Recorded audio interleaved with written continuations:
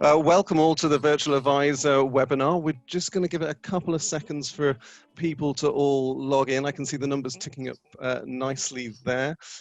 We've actually had a huge response and interest in the webinar, so we do want to give people a chance to dial in. I think it's actually quite nice.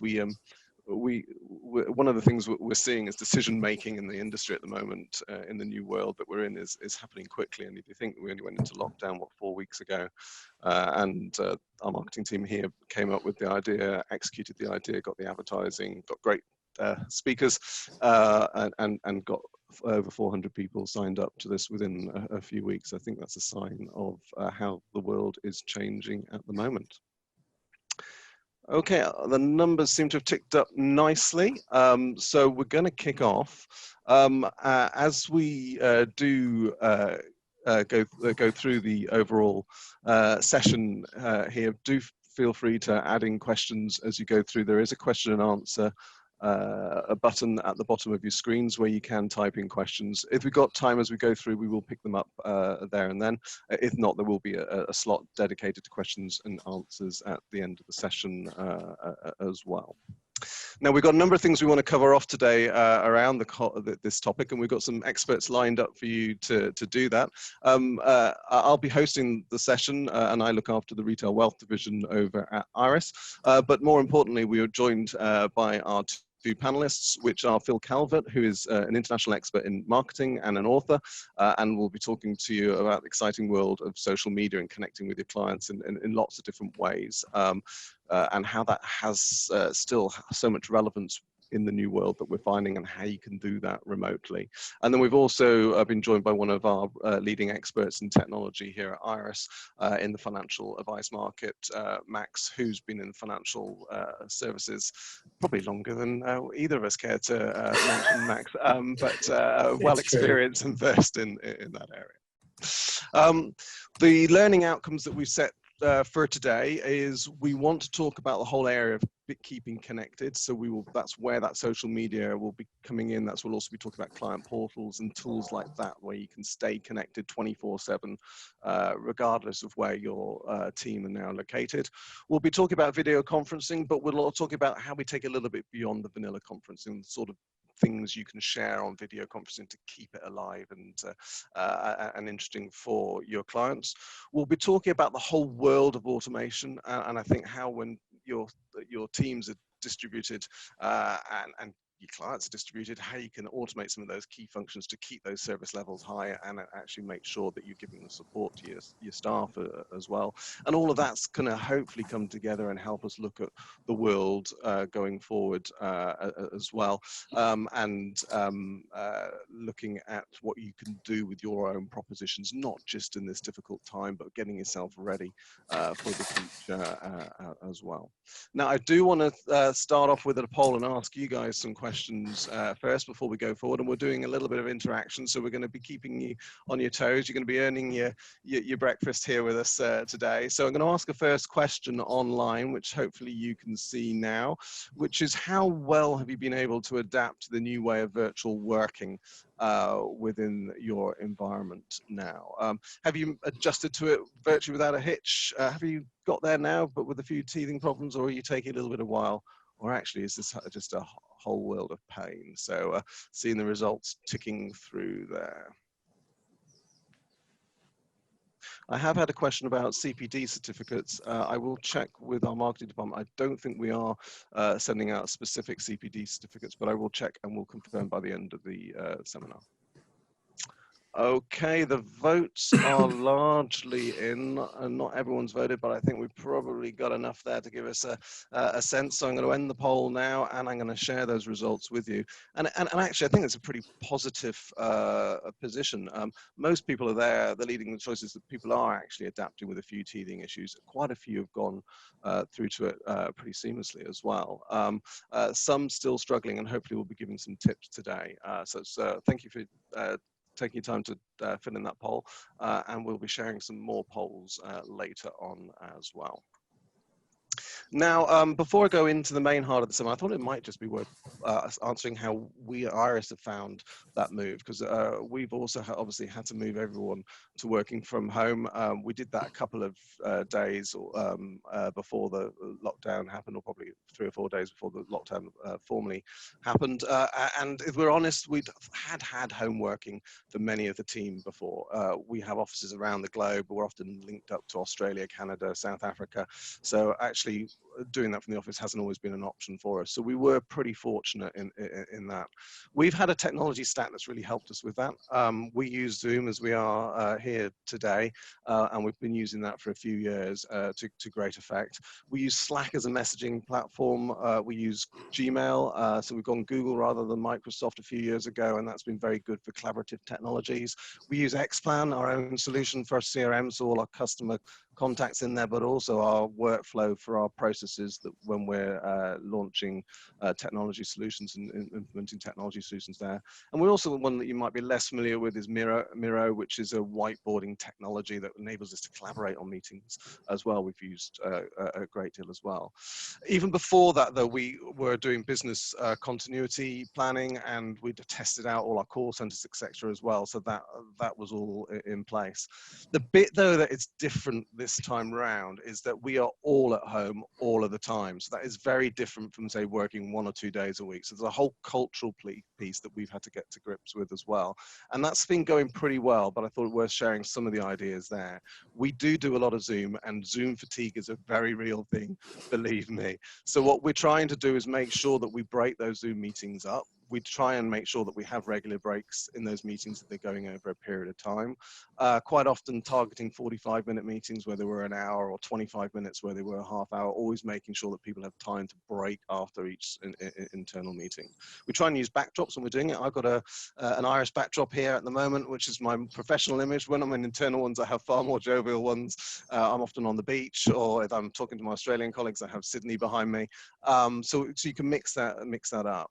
We do make sure that all our meetings, though, are not just all business related. So we have informal ones. We deliberately have a virtual coffee evening, mornings. We have Friday beers via Zoom as well. We try and break up some of the team meetings as well by putting an activity in there, like bring a pet along or wear a hat or something to make it more jovial as well.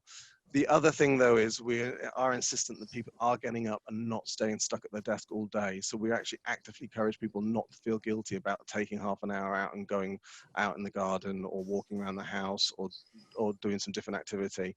We also actively recognize that people will have family and kids walking in as well. So there's that extra little bit of tolerance there as well. So I think that is an important backdrop to this whole environment. It's a very real human case that we're dealing with at the moment, but the technology can help us get through that, but we need to still have those human skills and support people. And for that reason, we also extend now to all our staff extra help from people, the counsellors, to help people as well. Okay, that's a little bit about how we do it. I really want to dwell into the important stuff, though, which is how the financial advice market can operate. So with that in mind, I want to go over to Phil, and Phil's going to take us through the world. If I can stop sharing my screen for you, Phil. We're going to take you through the world of the social media and how we can actually take that forward. Phil, over to you. Great, thank you very much indeed. Let me just share my screen and get that going for you. Great to see everybody today. Thank you so much. There we go. I hope that's working. Hope everybody can see that.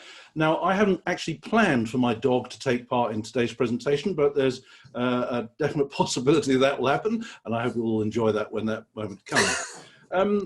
Now is a really interesting time. You know, we're a few weeks into lockdown, and at the early stages, we saw the markets going all over the shop, and things are going up and down. They're settling, then they're going up and down again.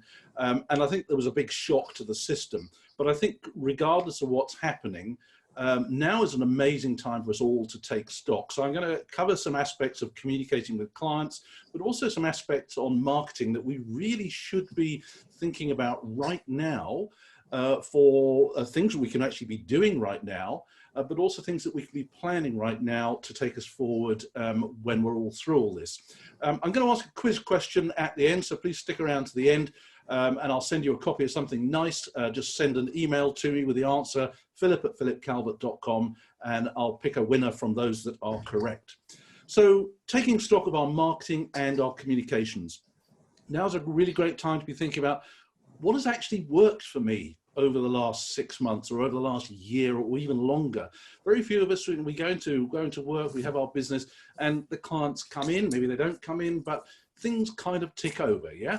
But it's really, now's a good time to be thinking about what's actually worked. Can I trace back specific clients to specific activities? And equally, we're also under a lot of pressure. We should be trying this, we should be trying this, we should be trying this, and we waste an awful lot of time. So also think about what's not been working for you as well. What's not adding value to the client experience? Because right now, it's all about adding value to the client experience more than anything at all. And it's also about getting sat down with a clean sheet of paper and just crafting a clear vision of what's the best way that we can add value to our clients in the future. Now, this is something I bang on about a lot.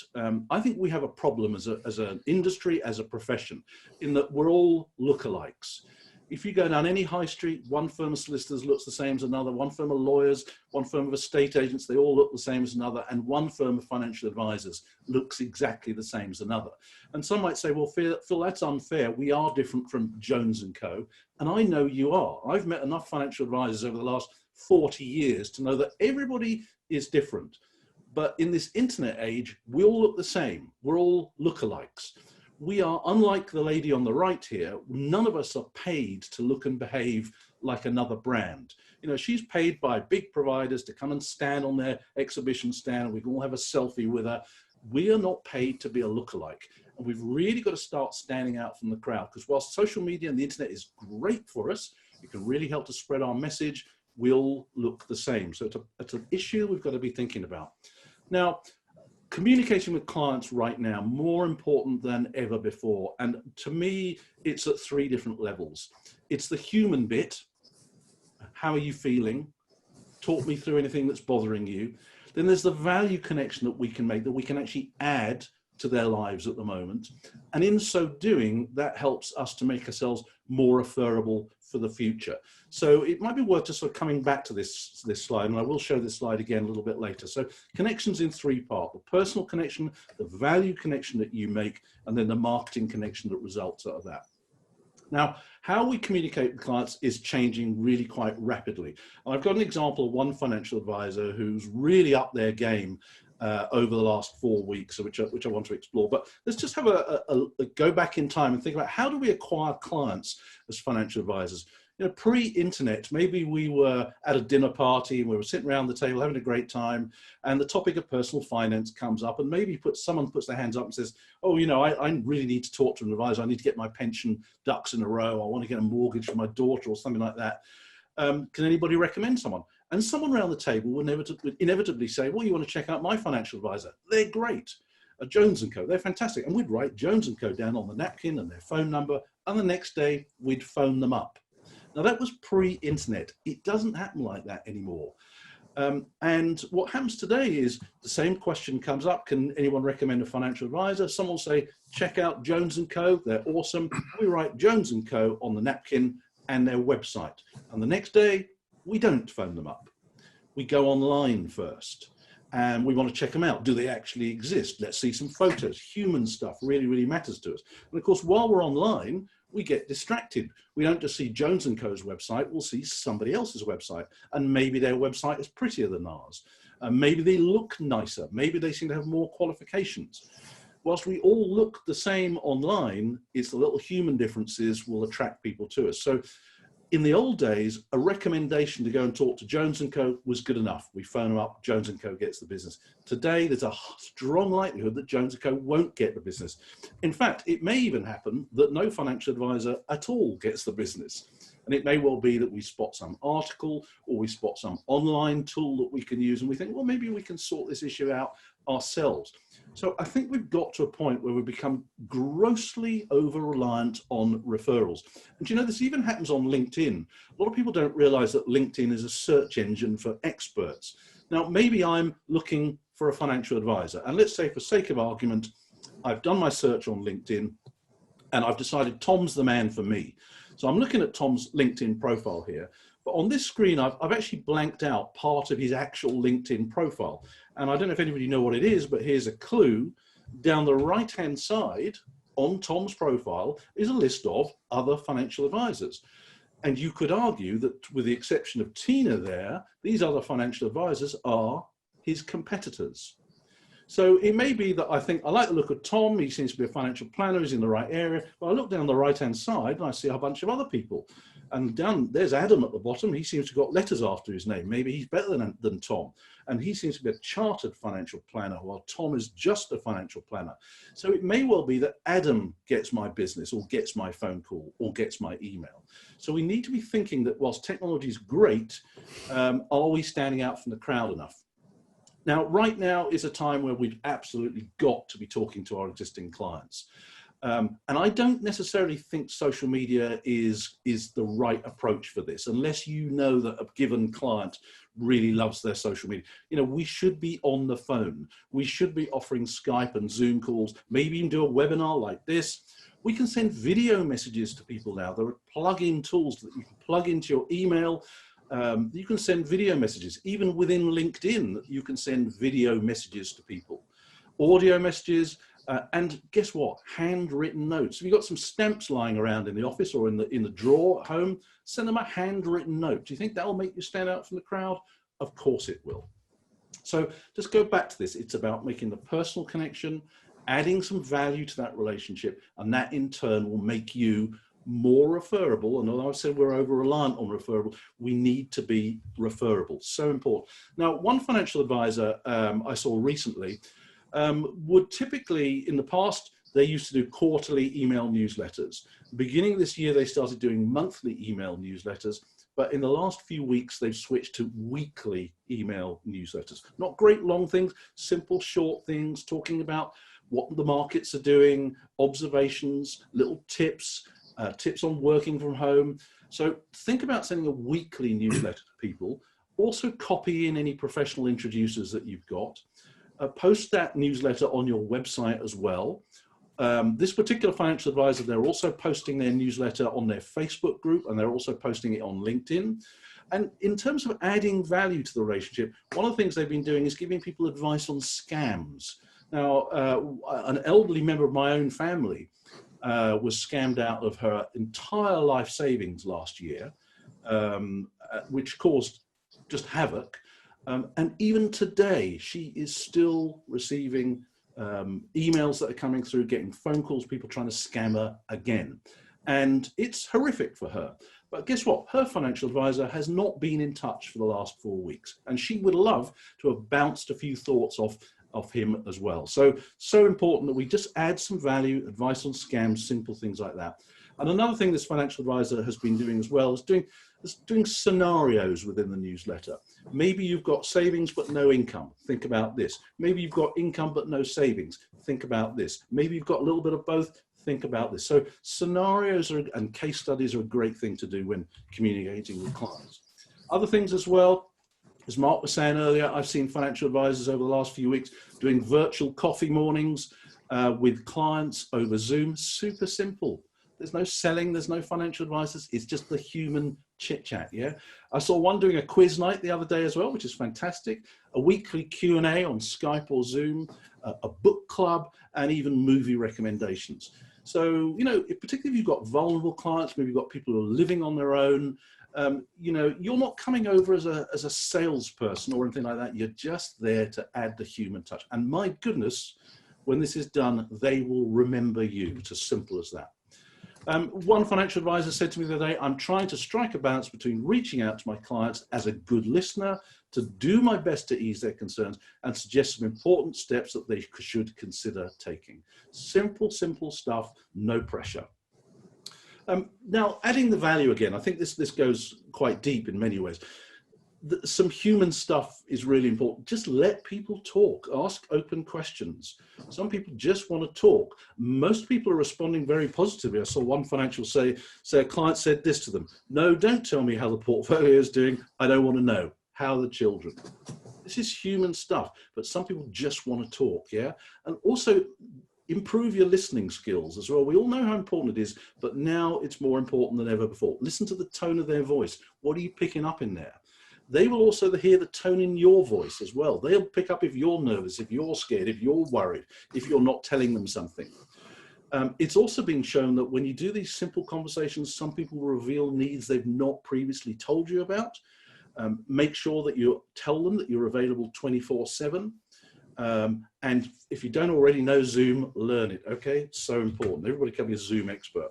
Now, in terms of thinking about some marketing as we move forward, there's a lot of marketing people telling you this is what you should be doing. Because we've got the internet, you should be doing this, you should be doing that, you should have your own course, you should be on Twitter, you should be on YouTube.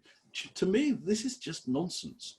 There's no way any of us can commit to doing this, particularly over a long period of time.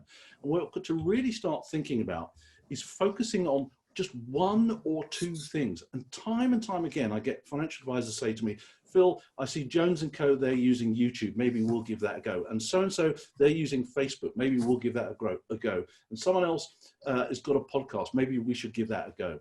And guess what, guys? Give that a go is not a plan. It's not a strategy. It will never work.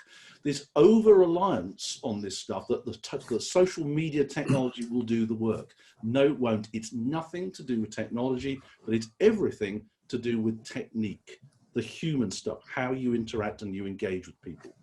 So it's worth just rethinking where we came from with social networking. It used to be called, back in the late 90s and the early 2000s, this stuff was called social networking. And in many ways, we have sacrificed social networking for this noise that is called social media. And if when we use social media, we think about how can we use it as a communication tool rather than a broadcasting tool, then the magic happens. Use it to talk to people rather than talk at people. Just a few thoughts about marketing. I've done a little bit of research along with Michael Kitz's over in the States as to what actually works for financial advisors. So now's the time to be planning for when we get out of this.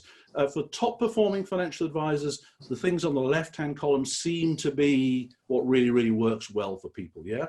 For those who are either new advisors or needing a little bit of help, the list is similar but slightly subtly different. And look at the bottom there, old school ideas, handwritten letters. These sort of things are really, really powerful. But consistently, the single most effective marketing strategy for financial advisors all around the world, it's in both those columns. Can you guess what it is?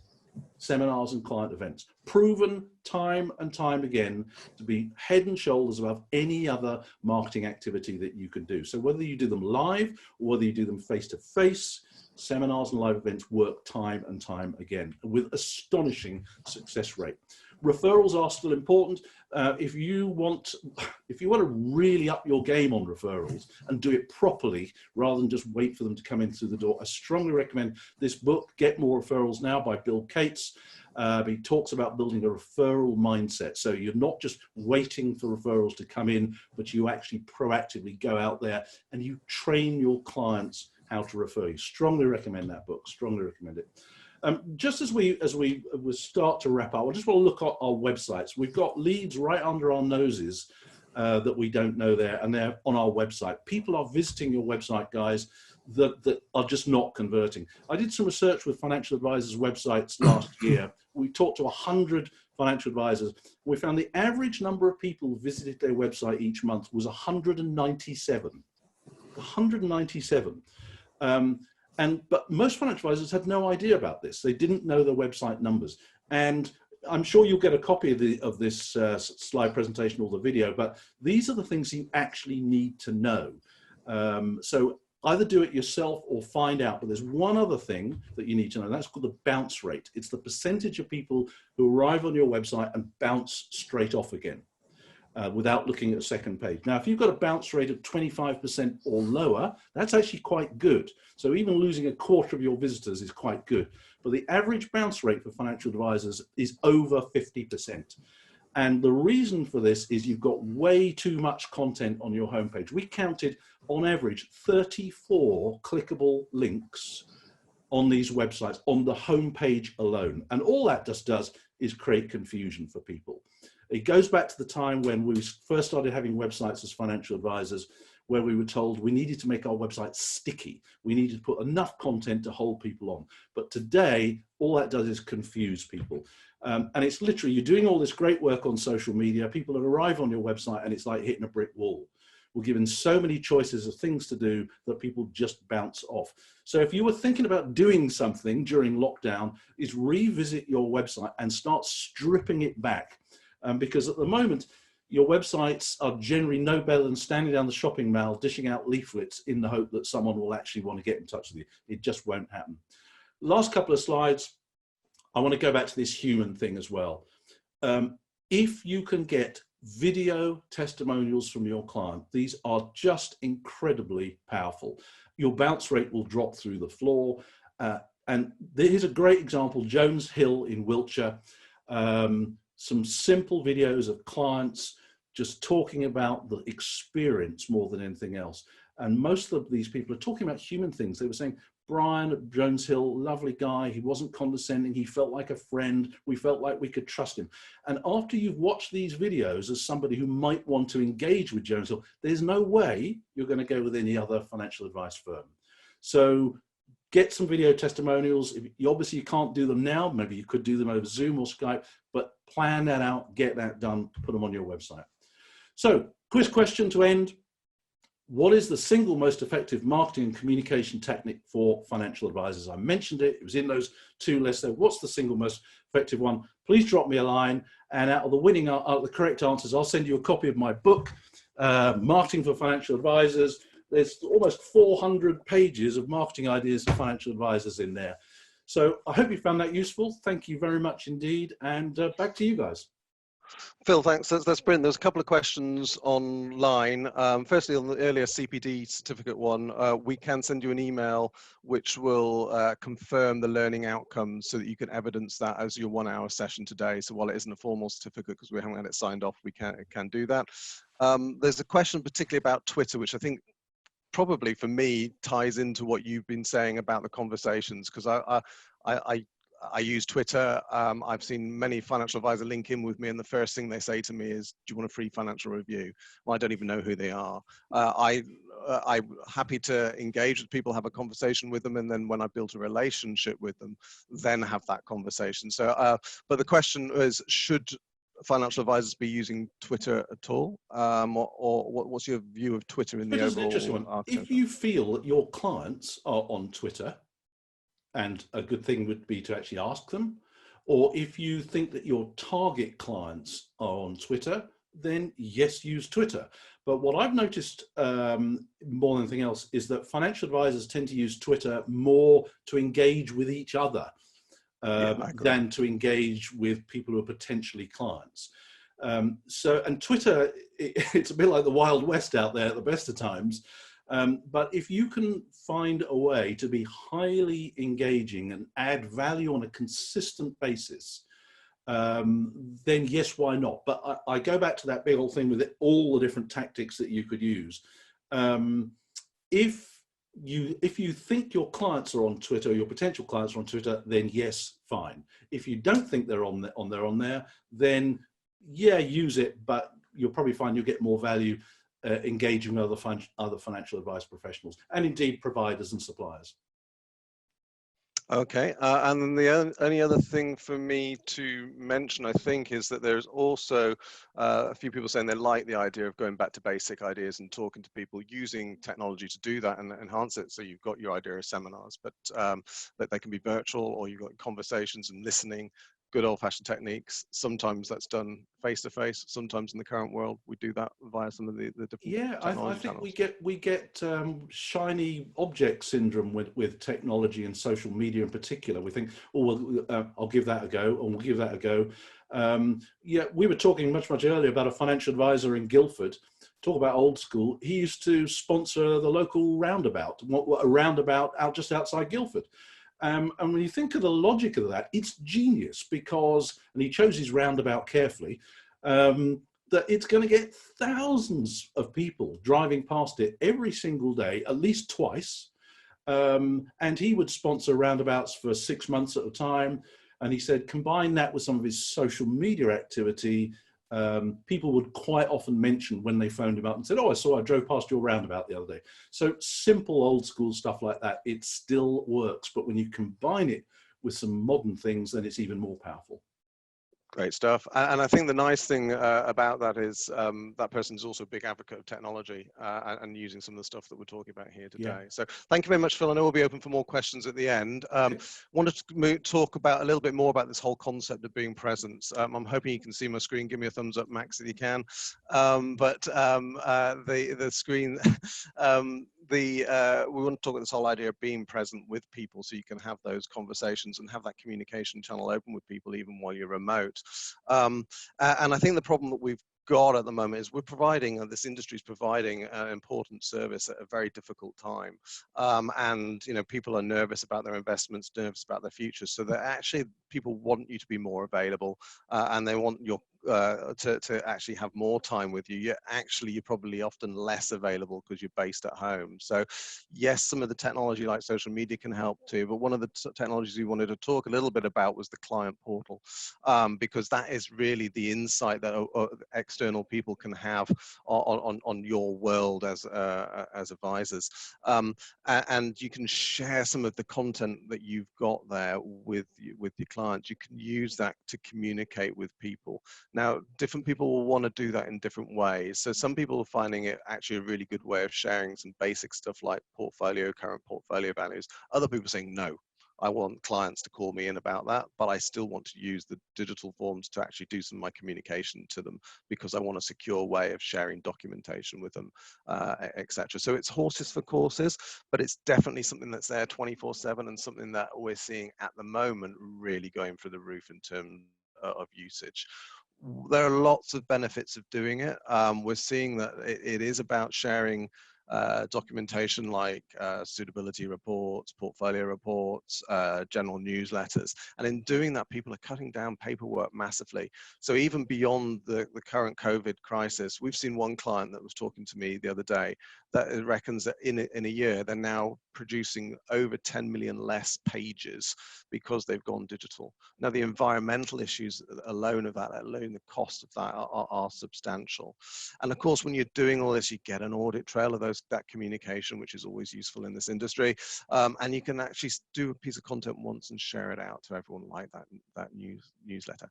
How far you want to go is up to you. You can also go as far as that self-service type mode there. So certainly getting people to enter fact-find data in before a meeting is one that we're seeing more and more appetite for, particularly before a review. So sometimes I've had people say, I don't want the first meeting to be done that way. I want that to be about the relationship. I want to be there when they're telling me about their goals. I want to see the dynamic between the advisor, the client and their partner as they're talking about discussing the goals. When it comes to a review point and they want to know if anything's changed, certainly I've seen people want to do that online before the meeting to get there. I have also seen it as far as self-serve and things like having simple investment journeys, self-serve alone. So maybe topping up your ISA on the portal without having to go through a whole financial review. So I see appetite for that out there increasing at the moment as well.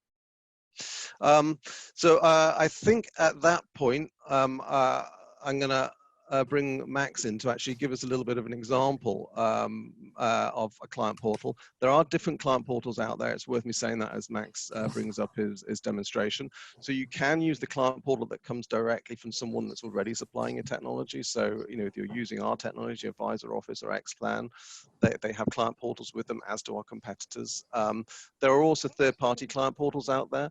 They are subtly positioned differently. So I would say someone like Money Info is very good at that financial concierge type service, where maybe you're wanting to link into the DVLA or Zoopla to get your house prices. They go a little bit further, but maybe are less integrated to the core infrastructure of the organization than if you were to go to ourselves or IntelliFlow or someone like that. Then you've got people like Secure My File that focus on that at death moment, and they have their portals very much focused in on that environment. So it is horses for courses. We'll obviously show you what we're doing in our world here, but it just to give you an illustration of the type of things you can be sharing with your clients. Thanks, Mark, and thanks, Phil. That was fascinating. Just a very quick overview. Clearly, I'm going to show you the Iris portal, but I really wanted to share some of the ways that we're seeing our clients using the client portal. And understandably, we've had an enormous ramp up in the use of client portal. So one of the things that client portal offers is a direct insight into my information as a customer, my relationship with you, and a tremendous reassurance that my financial position is clear and is shared. So a portal gives you an opportunity, as you can see here, to provide some key information and updates. When I log in, I'm likely at this stage to be concerned around my portfolio. I might want to do some additional research and analysis into how that is performing. I might want to look over a range of different periods. I might want to dig into some of my policies. Now, it's really important that your portal has the ability to flex. So some people will be more comfortable sharing a very secure message and documents function, others just sharing people's balance sheets, and I guess selecting which of your clients you want to share that rich portfolio data. There's some nervousness of people making good decisions and engaging. So typically our clients are using this to just ensure that their customers understand, have 24/7 access to key information, helping them and reassure them as they go through. And probably the biggest area of use has been around messages and documents. The concern that people are sharing information through email. We're all based at home at the moment, and potentially sending unsecure data, as Phil touched on, those examples of people being nervous of scams and criminal activities. So the portal offers your customers the confidence of a secure place to communicate with you, an audit trail to keep everybody's information, and the ability to then tie that in with not just information and sharing, but also the ability to take people's signatures and confirmation of activity. So that might just well be the ability to make recommendations, make small changes, and get the audit trail started is going to be really key. And everything we do in the portal is audited and copied back into our core back office. So even though we're all working from home and we're operating in these decentralized environments, everything's brought together in one place. So we would absolutely encourage you to explore the portals that you have within your systems and any third-party portals as a way of just making sure that you're keeping that relationship with your customer. So back over to you, Mark. Yeah, the other thing to draw out of that is the digital signature capability within client portals as well. I think that is absolutely key at the moment. So I know people that are nervous about even getting post through to sign and then not going back out to the post office to send stuff. My parents, who are 78 and 80, the post comes through, they don't touch it for 48 hours. And when they do get it, they then wipe it. Removing that sort of barrier and getting signatures done electronically is a good way forward. A couple of questions online. First one, I'm interested in Phil's view on this as well, but I'll have a go first, which is about newsletters and getting a balance between technical and financial information within the newsletters. And the question is saying, they often find that the more technical the issue, the less it gets read.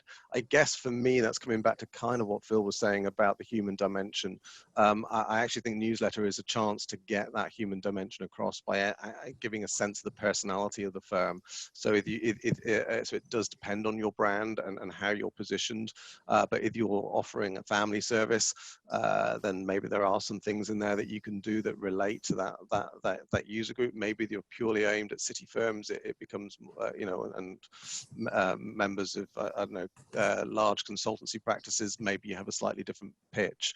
But I think if it's purely technical, I completely agree. People won't read it because this is about trying to get that human dimension across. Phil, I don't know if you've got anything to add. Yeah, I couldn't agree more. I think we talk an awful lot about this concept of the trusted advisor. I think a lot of financial advisors right now are trying to get across the concept of the trusted friend as much as anything else. So the newsletter, yeah, nice little balance. I think right now we're seeing a few more that have got more quirky elements to them. Even a quiz. I've seen one with a quiz within a newsletter, but there will always be people who want hard numbers. And I know a couple of financial advisors who send out a regular email newsletter with a bit of a mixture of stuff, but they also say, if you want the technical version of this, let us know. So they can put more information on the website on a separate page, or they send out a separate email newsletter for those people who want the hard stuff.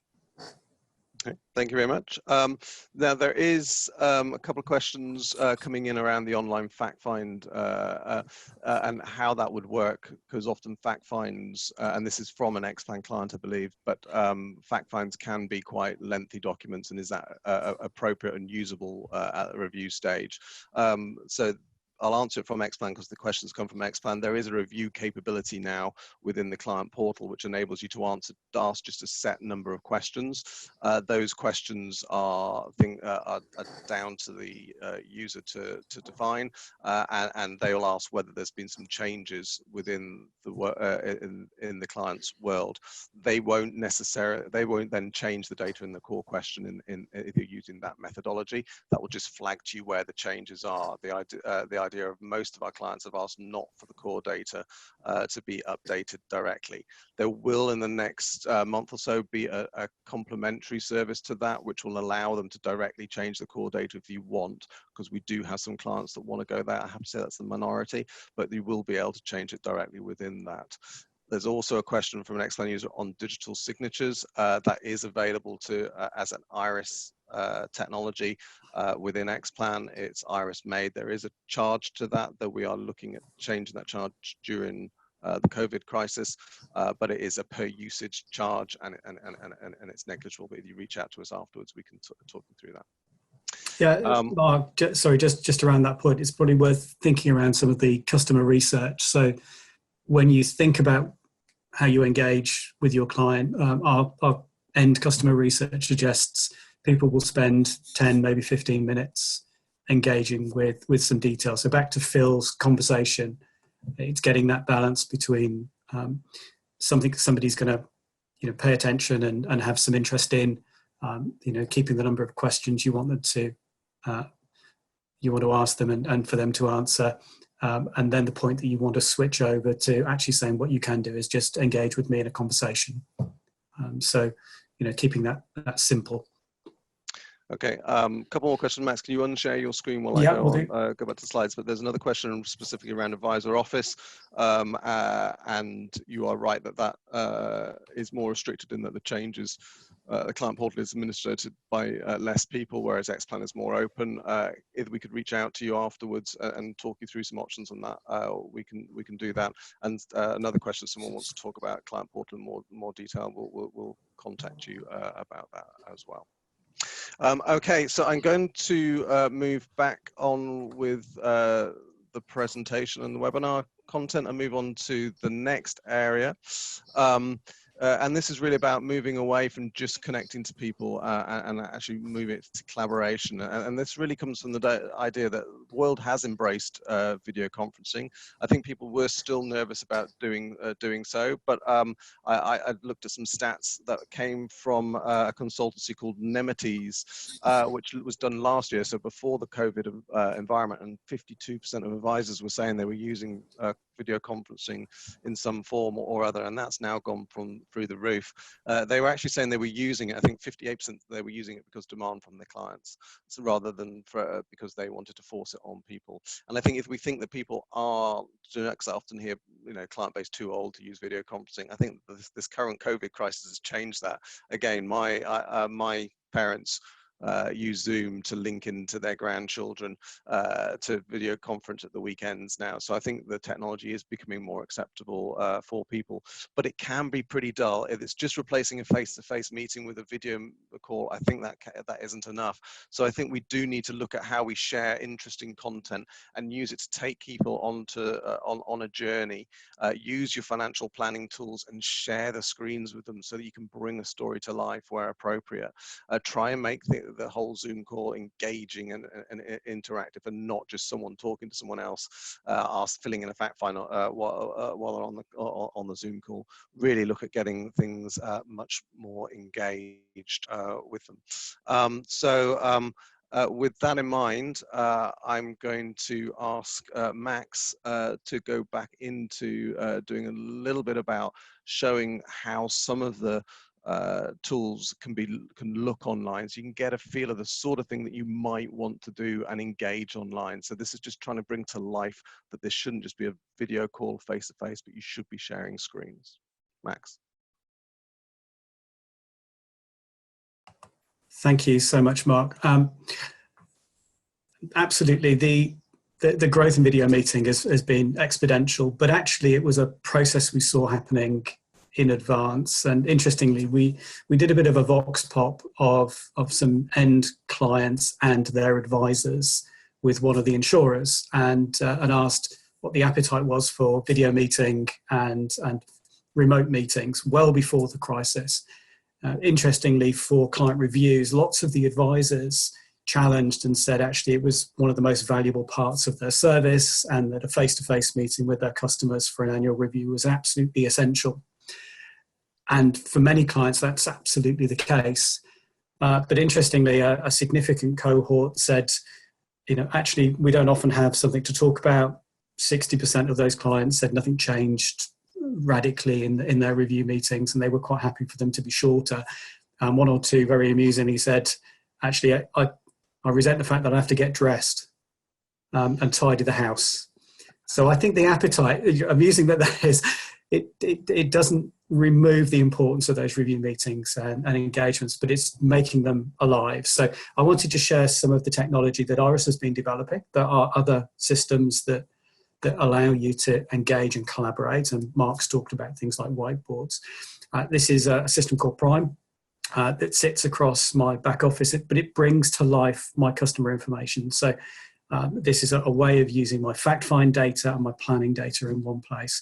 So you can see I have a video enabled and very engaging tool that allows me to engage with my client, to look at the detail across a fact find, to add information in a simple manner, to engage and review my client's portfolio, potentially to take that in a very lively way, reassuring them of changes as we go through, looking against performance against benchmarks and so on, and helping bring that advice to life.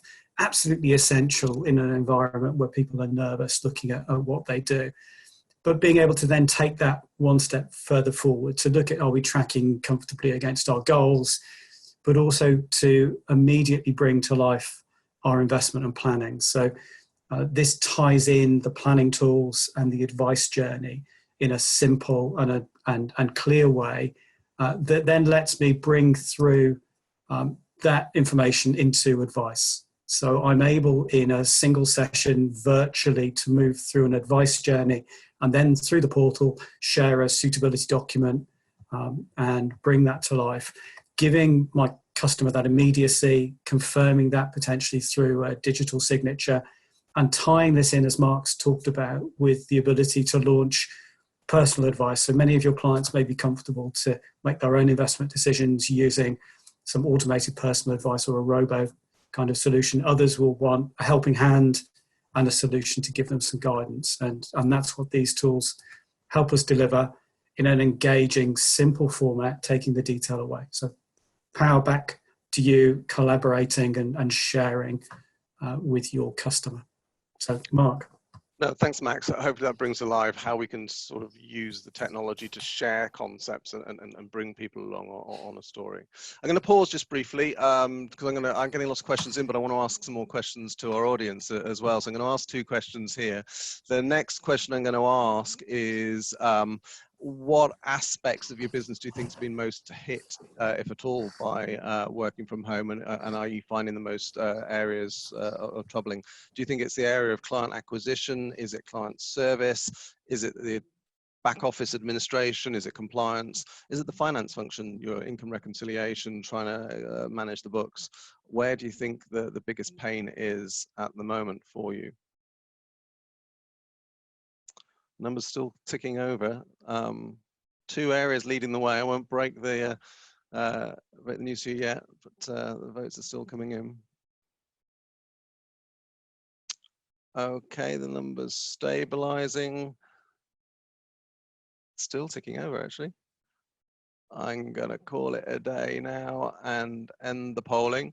Probably not surprising, the biggest area has been around client acquisition. That started off a lot higher, and I think administration comes up. And I do think we have to recognize that a lot of the work in the background from the administrators has been quite hard, and we're going to touch on that and some of the automation stuff in a minute. One other poll that I wanted to ask you is, before we go into automation, is to what extent are people already automating things? You know, are you heavily automated within your businesses? Have you made some strides? So you put yourself in that moderate camp? Is it quite light touch at the moment, or do you still do everything manually? Which I think is actually probably where a lot of people I talk to still are and looking to move from.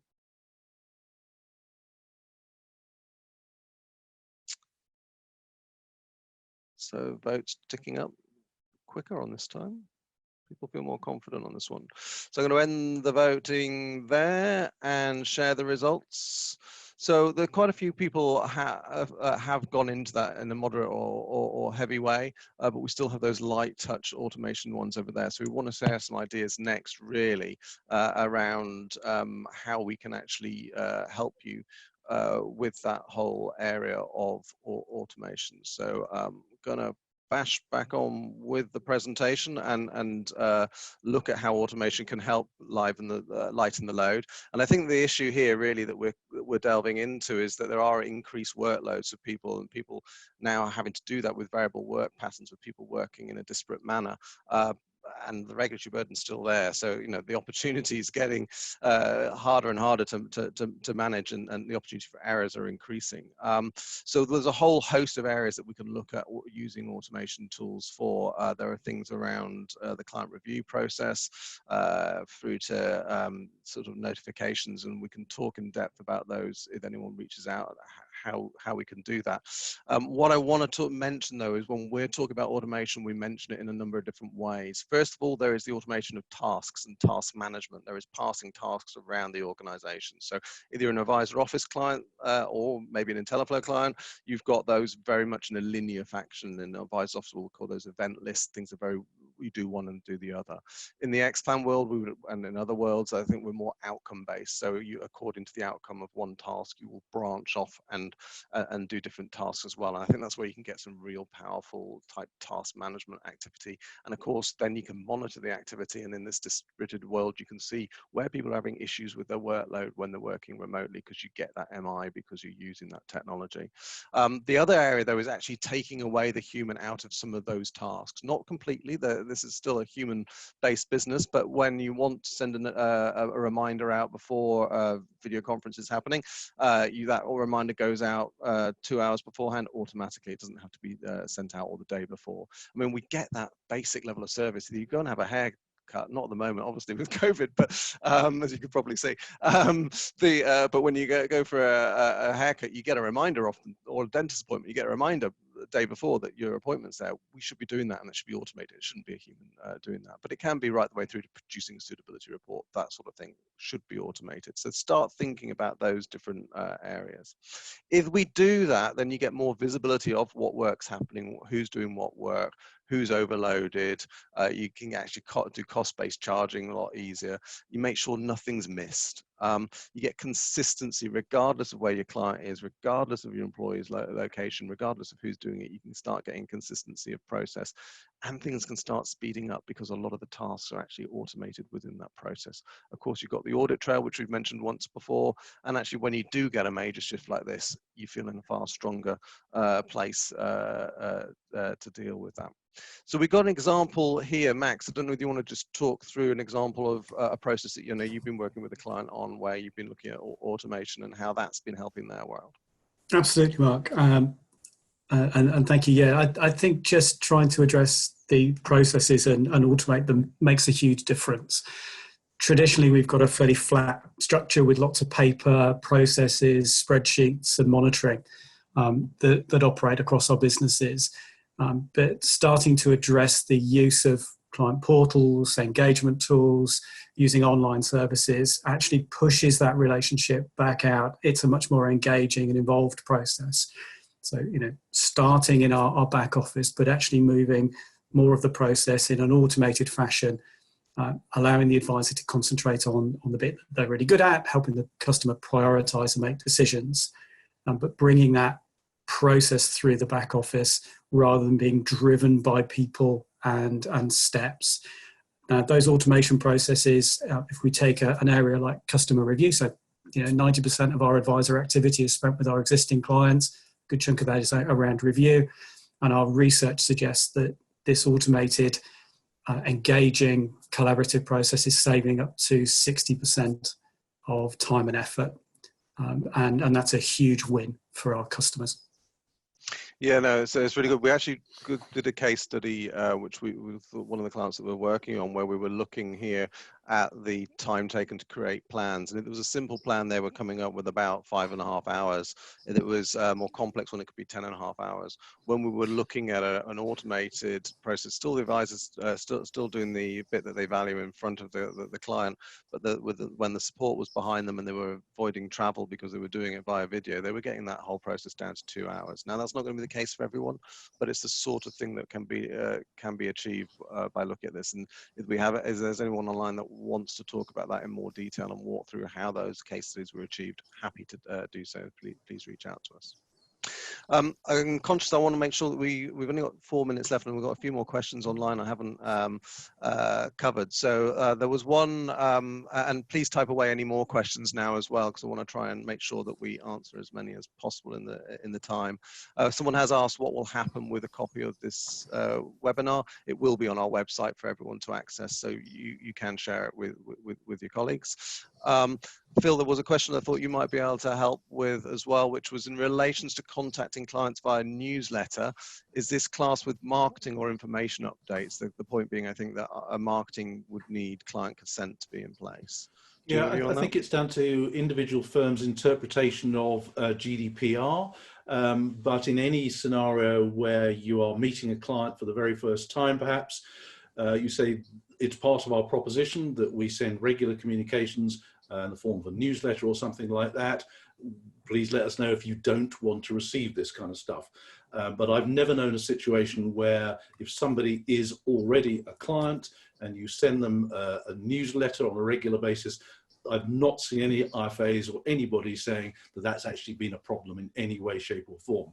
I mean, clearly if you start sending them all sorts of bizarre emails about non-related topics, then there's going to be issues there. Okay. Thank you very much.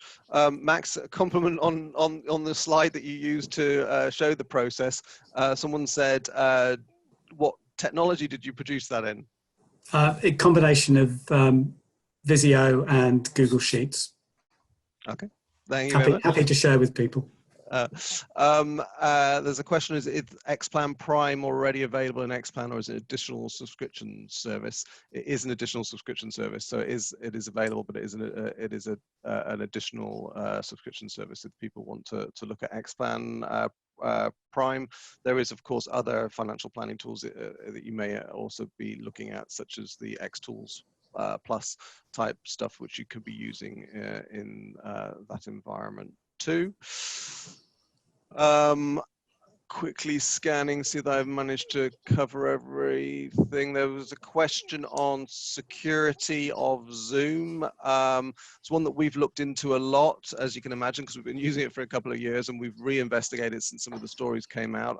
We're pretty confident, we're very confident in the use of Zoom, and we see even government departments using it. There are some basics that you need to do, though. You know, things like keeping the software up to date, using passwords, never sharing your passwords, etc.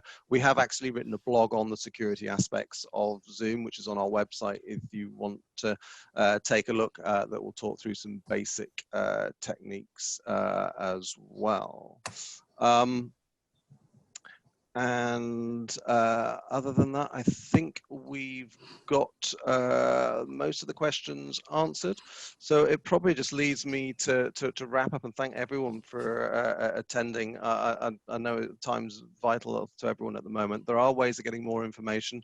You can follow Iris on LinkedIn or on Twitter. We do have a coronavirus support hub as well. So that's not just about how you use our technology, it's ideas about how you get through the current situation. So please feel free to reach out on that. If you have any direct questions and you don't have an account manager with Iris already to reach out to, or even if you do, please do feel that you can reach out to myself. My email address is there, mark.loosemore, no E in the middle of Loosemore, that's a common mistake, at iris.com, and I'll be happy to take up that with us.